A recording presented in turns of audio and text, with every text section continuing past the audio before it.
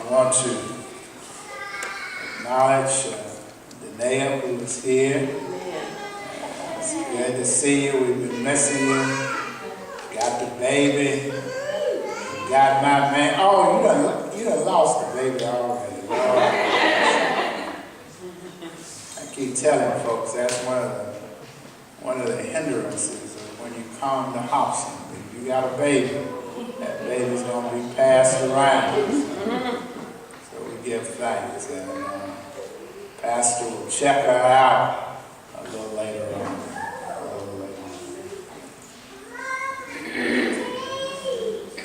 One of the things that I have come to realize in my time of prayer the last few weeks is that I am probably not as sympathetic as I should be to people who are experiencing fear. It is something that we don't talk about. It's something that while we don't talk about it, it is something that is as prevalent in our society as anything else.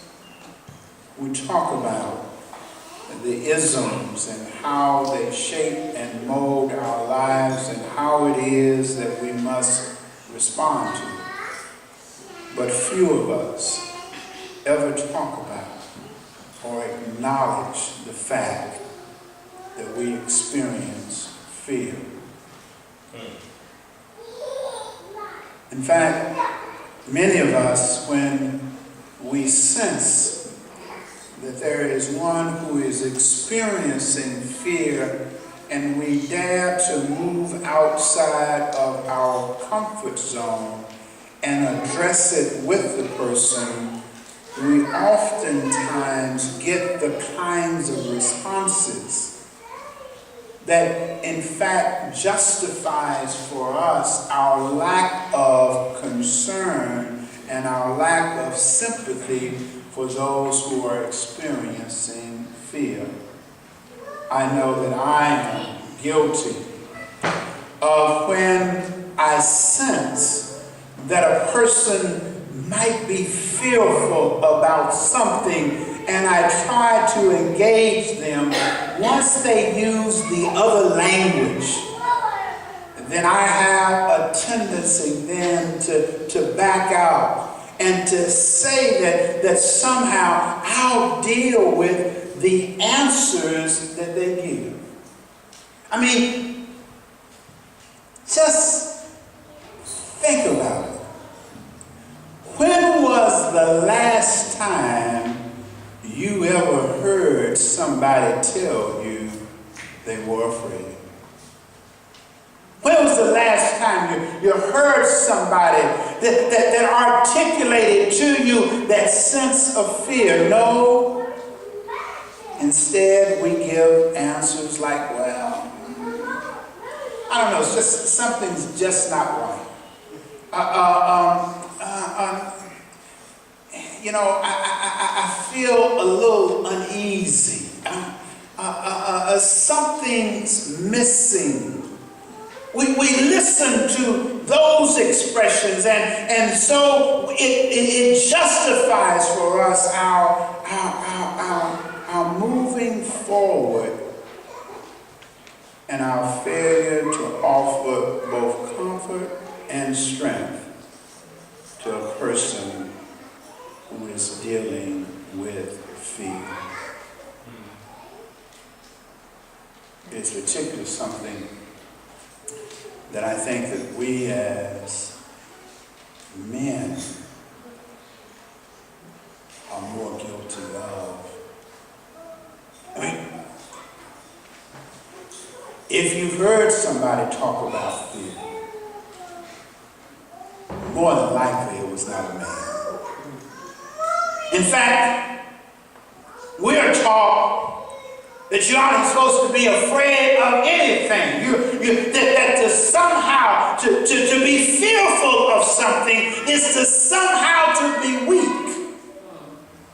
And we don't want to be weak. We want to be strong. We are taught that when there is something that is fearful of, that we are afraid of, we are told, get over it. Man up. Be tough. I mean, those were the words I heard from my father about that rooster in the backyard. Why are you afraid of that rooster? Look at the size of that rooster and look at your size. You gotta go back there and deal with it.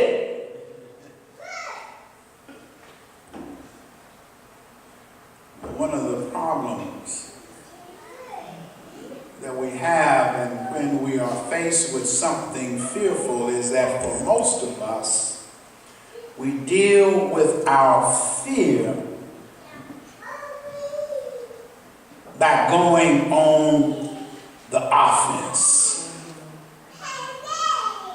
That's what happened that day in the backyard. When finally my father had had enough of me taking the garbage out at 10 o'clock at night after the chickens had all gone inside to roost, I'm taking the garbage out at a time when I should be in bed because I didn't want to have to go through that chicken yard with that rooster. So finally, my father said, you got to go deal with it. You're going to take that trash out. I'm tired of you walking that trash around. If I had to take the trash out in the day, I would walk down the street, around the corner. I'd take the garbage a whole block to get to the trash can that was out back. My father was embarrassed by the fact that his son was carrying the garbage down through the neighborhood because he was afraid of a rooster. Son, you got to go through that yard. So I deal like most of us deal with fear. I grabbed me a stick.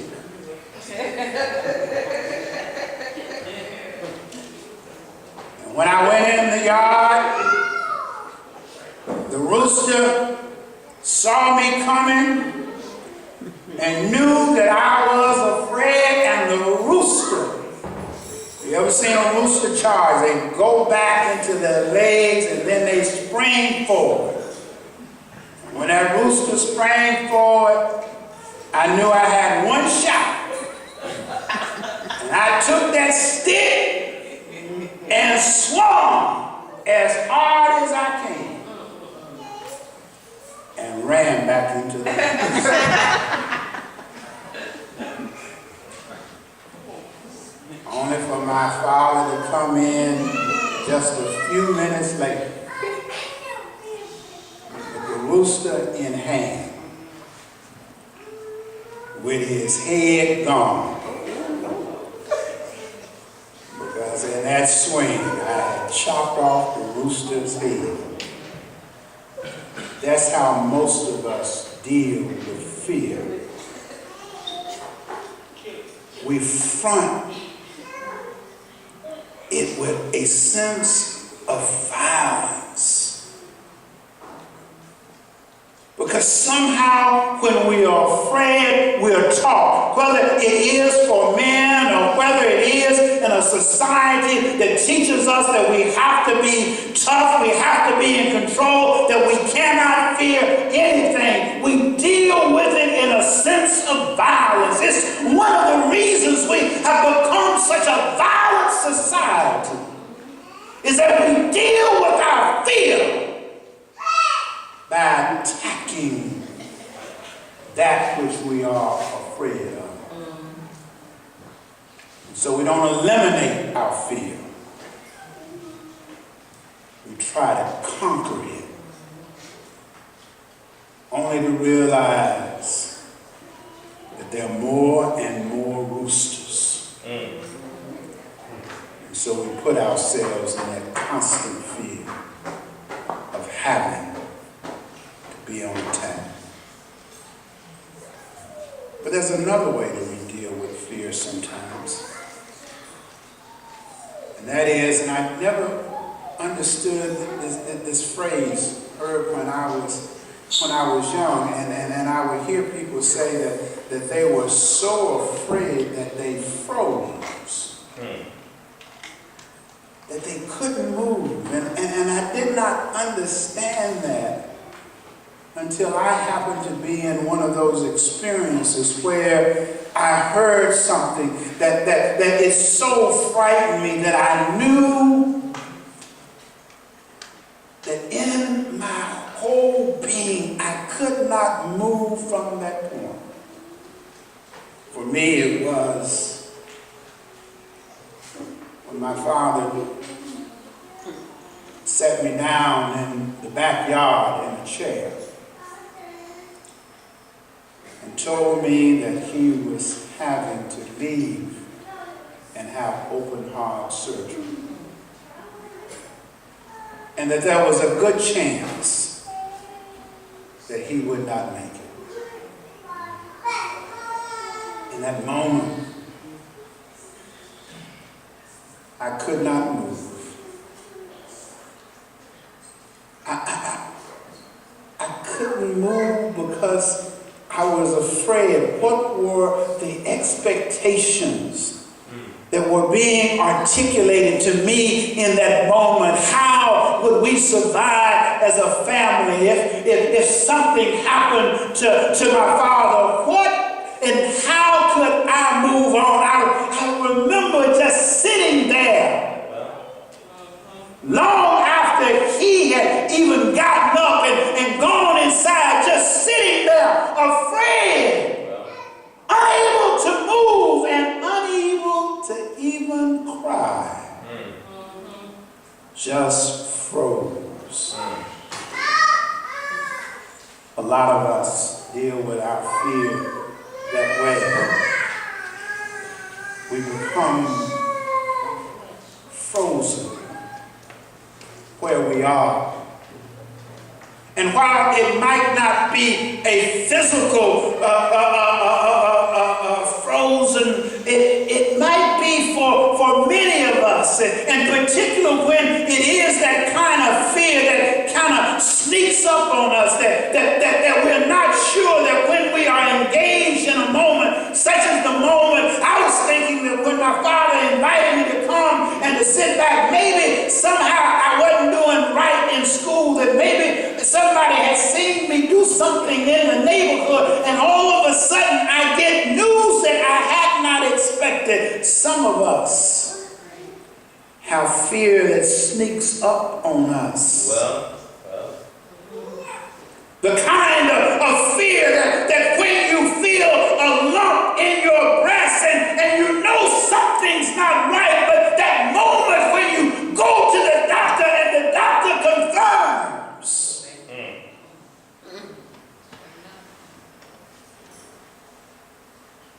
Some of us understand. We know the relationship doesn't seem like that somehow the magic has gone, and yet you wonder and you hope and you pray that somehow things will work out, but that moment comes.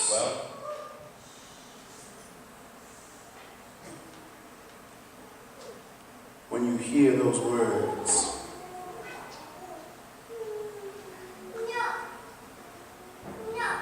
I want a divorce, and you become frozen. You're frozen emotionally.